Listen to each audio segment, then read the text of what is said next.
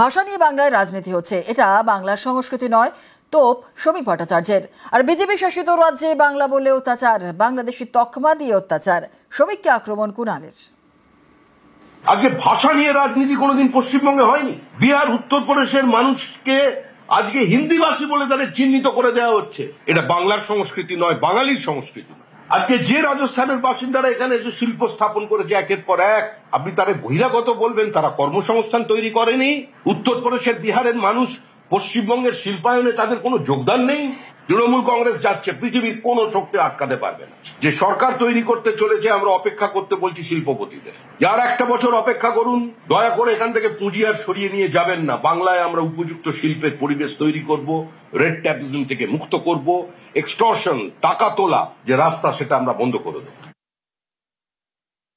যুগ যুগ ধরে বিভিন্ন রাজ্যের মানুষ, বিভিন্ন ভাষাভাষী বাংলায় থাকেন, তারা সবাই বঙ্গবাসী। বিজেপির রাজ্যগুলোতে বাংলায় কথা বললে তাদেরকে বাংলাদেশি বা বিদেশি বলে তকমা লাগিয়ে তাদের উপর হামলা হচ্ছে, সন্ত্রাস হচ্ছে, অবিচার হচ্ছে, অন্যায় হচ্ছে।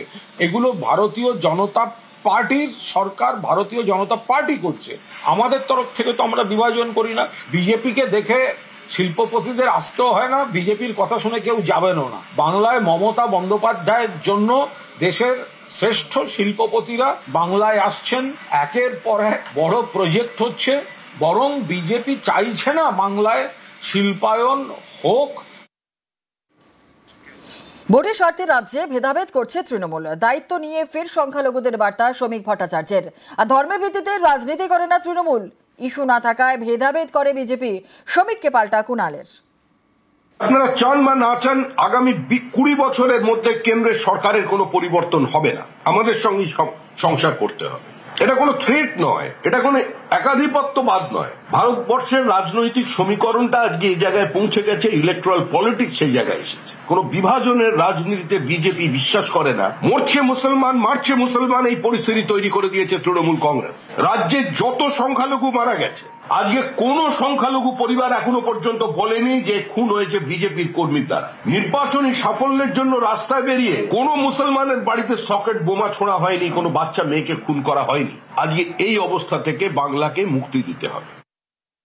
শ্রমিক ভট্টাচার্য যদি এ ধরনের বিবৃতি দেন, ওনার তো প্রথম উচিত শুভেন্দু অধিকারীর থেকে সাবধানে থাকে। কারণ শুভেন্দু অধিকারী এসব শুনলে তো ওনাকে গোঁতাতে আসবে। এই বিজেপি না মুসলমানদের বন্ধু, না হিন্দুদের বন্ধু, না খ্রিস্টানদের বন্ধু।